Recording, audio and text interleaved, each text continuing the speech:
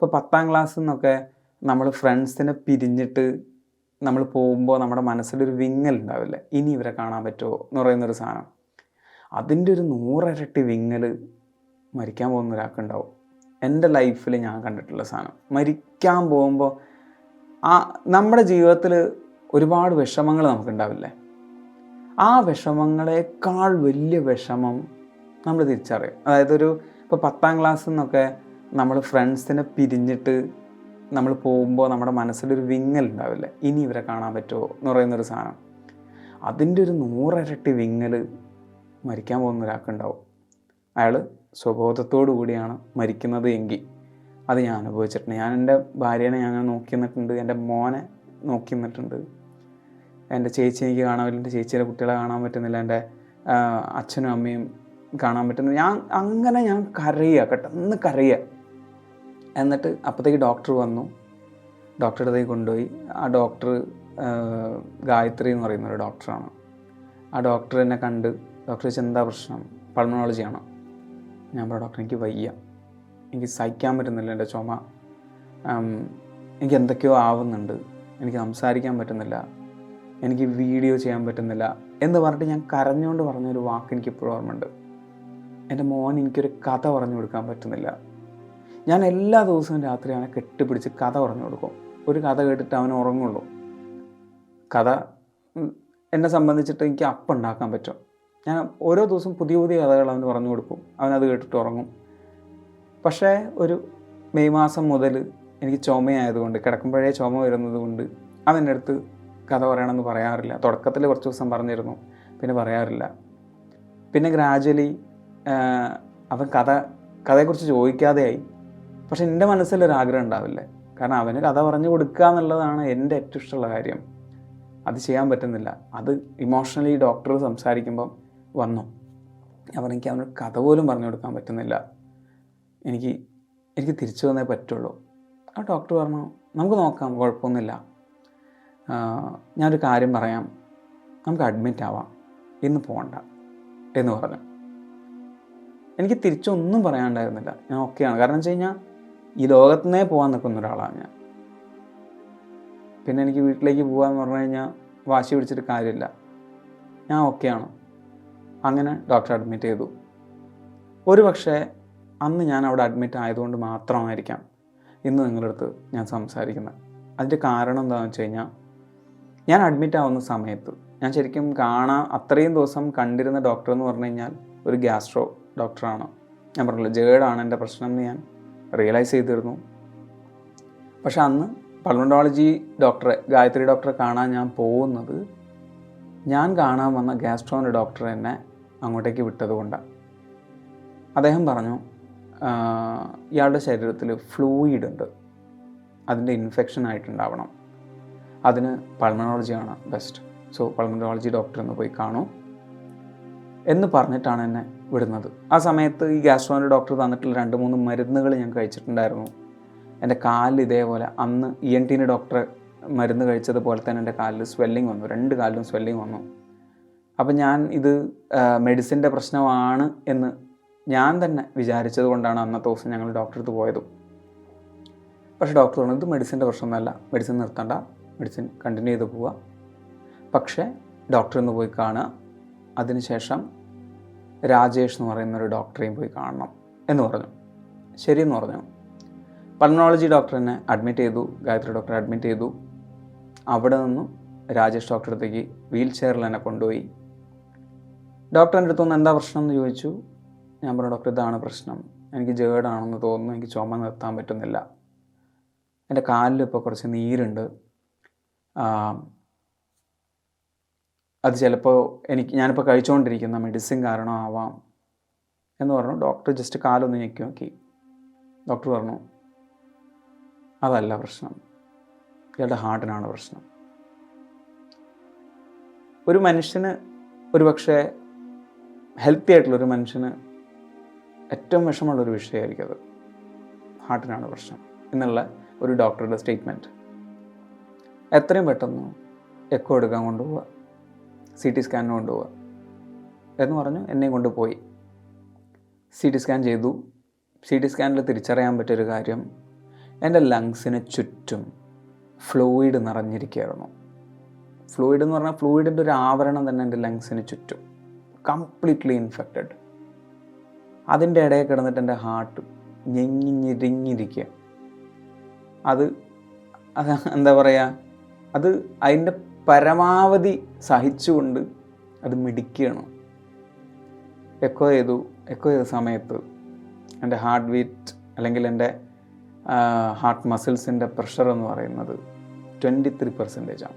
23% എന്ന് പറഞ്ഞു കഴിഞ്ഞാൽ ഇങ്ങോട്ട് ഉണ്ടാവില്ല എന്ന് പറയുന്നൊരവസ്ഥ ഉണ്ടല്ലോ, ആ സ്റ്റേജാണ്. എൻ്റെ അടുത്ത് അതൊന്നും പറഞ്ഞില്ല ഡോക്ടർ. പക്ഷെ എൻ്റെ വൈഫിൻ്റെ അടുത്തും എൻ്റെ അളിയനും എൻ്റെ ചേച്ചിയും അപ്പത്തേക്ക് വന്നിട്ടുണ്ടായിരുന്നു. അവരടുത്തും ഡോക്ടർ പറഞ്ഞു ഇതാണ് പ്രശ്നം. അതായത് ഹാർട്ടിൻ്റെ മസിൽസൊക്കെ വളരെ വീക്കാണ്, നമുക്ക് തിരിച്ചു കൊണ്ടുവരാൻ ശ്രമിക്കാം എന്നാണ് പറഞ്ഞത്. എൻ്റെ അടുത്ത് അങ്ങനെ കമ്മ്യൂണിക്കേറ്റ് ചെയ്തില്ല. പക്ഷേ ഞാൻ പറഞ്ഞല്ലോ, എനിക്കൊരു കോൺഫിഡൻസ് വന്നിരുന്നു അന്നത്തെ ദിവസം രാത്രി. അതുവരെ എൻ്റെ അടുത്ത് സോക്കോൾഡ് അക്കോരി പറഞ്ഞൊരു പോയിൻ്റ് എൻ്റെ ചെവിയിൽ ഇങ്ങനെ കിടന്നടിക്കുന്നുണ്ടായിരുന്നു, ഭസ്മം തേച്ചോ പോവാം.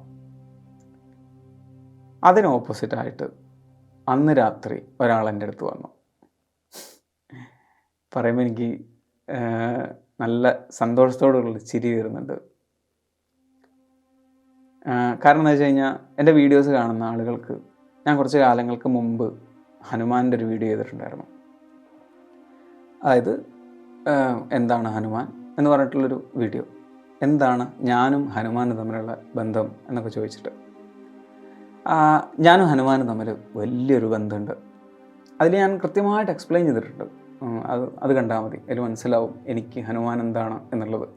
അതായത് ചെറിയൊരു കുട്ടിക്ക് സൂപ്പർമാൻ എന്താണ്, സ്പൈഡർമാൻ എന്താണ് എന്നൊക്കെ തോന്നുന്ന പോലെ ഒരു സൂപ്പർ നാച്ചുറൽ ബീയിങ് ആയിരുന്നു എന്നെ സംബന്ധിച്ചിട്ട് ഹനുമാൻ. ഒരു കാലത്ത് അത് ദൈവമായിരുന്നെങ്കിൽ ഇന്നും അതേ ഇഷ്ടത്തോടു കൂടി എൻ്റെ കോൺഫിഡൻസ് ആയിട്ട് ഞാൻ കൊണ്ടുനടക്കുന്ന ഒരു എൻറ്റിറ്റിയാണ് ഹനുമാൻ. എനിക്കറിയാം ഒരു പ്രശ്നം ഉണ്ടായി കഴിഞ്ഞ് കഴിഞ്ഞാൽ ഹനുമാൻ വന്നിട്ട് എന്നെ രക്ഷിക്കൊന്നുമില്ല. അതെൻ്റെ വിശ്വാസമാണ്, അല്ലെങ്കിൽ എൻ്റെ മനസ്സിൽ മാത്രമുള്ള ഒരു തോട്ടാണ്.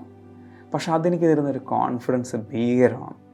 ഞാൻ പലപ്പോഴും ഒന്ന് ദീർഘനിശ്വാസം വിടുമ്പോൾ പറയുന്നത് ആഞ്ജനേയമാണ്. എന്നെ അടുത്തറിയുന്ന ആൾക്കാർക്കൊക്കെ അറിയാം, ആഞ്ജനേയ എന്ന് ഞാൻ വിളിക്കും. അത് ഞാൻ പോലും അറിയാതെ ചെറുപ്പം മുതലേ ഉള്ളൊരു സാധനമാണ്. ഞാൻ വിളിച്ചു പോവും. എൻ്റെ വാൾപേപ്പേഴ്സ് ഹനുമാനാണ്. പിന്നെ അതെനിക്ക് ഭയങ്കര കോൺഫിഡൻസ്. ഞാനൊരു സ്കെച്ച് ചെയ്യുമ്പോഴും കഴിയുന്നതും ഒരു മസ്കുലറായിട്ടുള്ളൊരു സാധനം വരച്ചെടുക്കുകയാണെങ്കിൽ അത് ഹനുമാനായിരിക്കും. അപ്പം അങ്ങനെ എനിക്ക് ഭയങ്കര ഇഷ്ടമുള്ളൊരു എൻറ്റിറ്റിയാണ് ഹനുമാൻ. ഈ ഹനുമാൻ പലതവണ എൻ്റെ പല ട്രാജഡീസിലും എൻ്റെ അടുത്ത് വന്നിട്ടുണ്ട്, അന്ന് വന്നു. പക്ഷേ മൂപ്പര് ഫേസ് എൻ്റെ മുമ്പിൽ റിവീൽ ചെയ്തില്ല. കാരണം എന്ന് വെച്ച് കഴിഞ്ഞാൽ ചിലപ്പോൾ ഞാൻ അതിനുശേഷം യുക്തിവാദിയായി മാറിയതുകൊണ്ടായിരിക്കാം. ഒരു ഡാർക്ക് ഷെയ്ഡിലാണ് ഞാൻ കാണുന്നത്. അന്ന് രാത്രി ഉറങ്ങുകയാണ് ഞാൻ. അതായത് ചേച്ചിയുടെ അടുത്ത് ഇതൊക്കെ പറഞ്ഞു, ഡോക്ടർ ഇങ്ങനെയൊക്കെ പറഞ്ഞു, വൈഫിൻ്റെ അടുത്ത് ഇങ്ങനെ പറഞ്ഞു. വൈഫൊക്കെ രാത്രി എന്നെ കെട്ടിപ്പിടിച്ച് കരയുന്നു. ഞാൻ എന്താ ഡോക്ടർ പറഞ്ഞതെന്ന് പറയുമ്പോൾ പറഞ്ഞ കാര്യങ്ങളൊന്നും വലിയ പ്രശ്നങ്ങളൊന്നുമില്ല, പക്ഷേ അവൾ കരയുന്നു. അന്ന് രാത്രി മെഡിസിനൊക്കെ കഴിച്ച് ഞാൻ ക്ഷീണിച്ച് ഞാൻ ഉറങ്ങുക. ഞാൻ ഏകദേശം ഒരു 8-9 മണി ആയപ്പോഴത്തേക്ക് ഞാൻ ഉറങ്ങിയിട്ടുണ്ട്. നല്ല ഉറക്കം ഞാൻ ഉറങ്ങിയിട്ടുണ്ട്. അന്ന് രാത്രി ഞാൻ കാണുന്നത് ചുറ്റൊരു നീല വെളിച്ചത്തിൽ ഒരു മുടീൻ്റെ ആ ഒരു ഷെയ്ഡ് എനിക്ക് കാണാൻ പറ്റും. ഒരു ആളെൻ്റെ അടുത്ത് വന്നു. എൻ്റെ അടുത്ത് വന്നു, തൊട്ടടുത്ത് വന്നിട്ട് എൻ്റെ മൂക്കിൻ്റെ അടുത്തേക്ക് എങ്ങനെയാണോ ആ കോരി എൻ്റെ അടുത്തേക്ക് വന്നത്, അതേപോലെ ഈ ഒരു രൂപം എൻ്റെ അടുത്തേക്ക് വന്ന് എൻ്റെ മൂക്കിൻ്റെ തൊട്ടടുത്ത് വരെ വന്നപ്പോൾ എനിക്ക് അയാളെ മൂക്ക് കാണാം. ഒരു ബ്ലൂ ആൻഡ് പിങ്ക് കളറിൽ ആ ഒരു മൂക്ക്, അതിൽ ആ ഒരു എന്താ പറയുക ഹെയർ പോട്ട്സൊക്കെ അല്ലേ നമുക്ക്, ആ കുഴികളൊക്കെ അതൊക്കെ എനിക്കിങ്ങനെ കാണാമായിരുന്നു. പക്ഷേ ആ മൂക്കിൻ്റെ താഴെ ഇങ്ങനൊരു വരണ്ട്.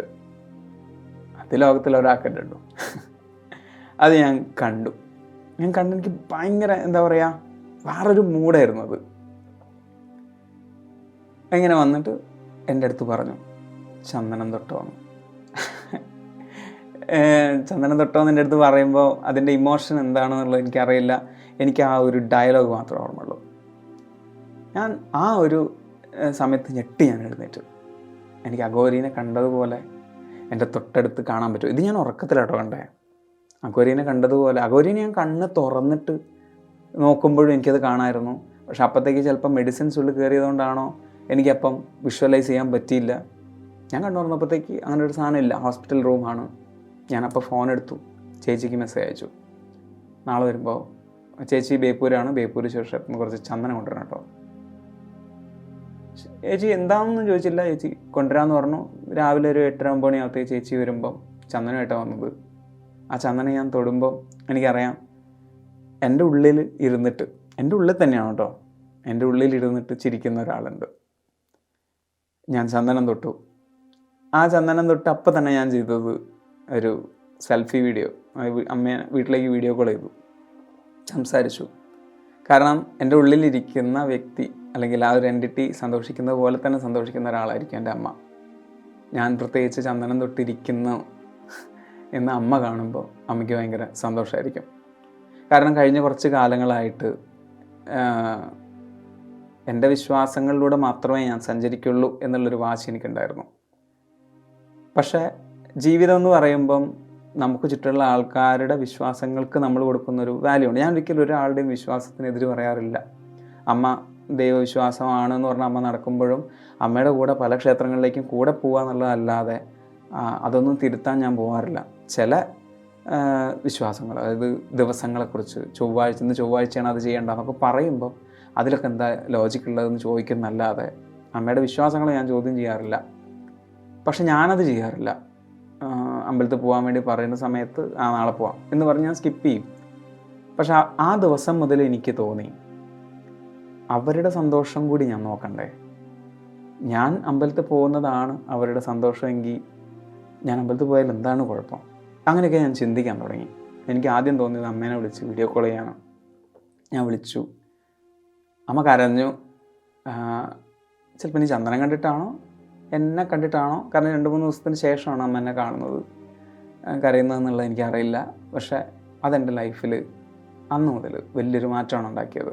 ഒരുപക്ഷെ ഈ സംസാരിക്കുന്ന എന്നെ നിങ്ങൾക്ക് വലിയ പരിചയം ഉണ്ടാവില്ല. കാരണം ബേപ്പു സുൽത്താൻ്റെ ഇരുണ്ട മുറിയിൽ ഇരുന്ന് ഡാർക്കിനെക്കുറിച്ചും അന്ധവിശ്വാസങ്ങളെ എതിർത്തും യുക്തിയെക്കുറിച്ച് സംസാരിക്കുന്ന ഒരാളെ മാത്രമേ ചിലപ്പോൾ നിങ്ങൾ കണ്ടിട്ടുണ്ടാവുള്ളൂ. സ്റ്റിൽ ഞാൻ അത് തന്നെയാണ്, എൻ്റെ കോർ റാഷണലിസം തന്നെയാണ്. അതിലൊന്നും ഞാൻ എതിരല്ല. പക്ഷെ ഞാൻ പറഞ്ഞല്ലോ, ഞാനൊരു റാഷണലിസ്റ്റ് അല്ല, ഞാനൊരു ഫ്രീ തിങ്കറാണ്. എനിക്ക് ചുറ്റുമുള്ള ആളുകളുടെ വിശ്വാസത്തെ ആക്സെപ്റ്റ് ചെയ്യുന്ന, എനിക്ക് ചുറ്റുമുള്ള ആളുകളുടെ വിശ്വാസത്തെ ബഹുമാനിക്കുന്ന, എൻ്റെ വിശ്വാസത്തെ എൻ്റെ ഉള്ളിൽ തന്നെ ഉറച്ചു വയ്ക്കുന്ന, വരുന്ന തലമുറയെ തെറ്റായ വഴിയിലേക്ക് പോകാൻ പ്രേരിപ്പിക്കാത്ത ഒരു ഫ്രീ തിങ്കർ.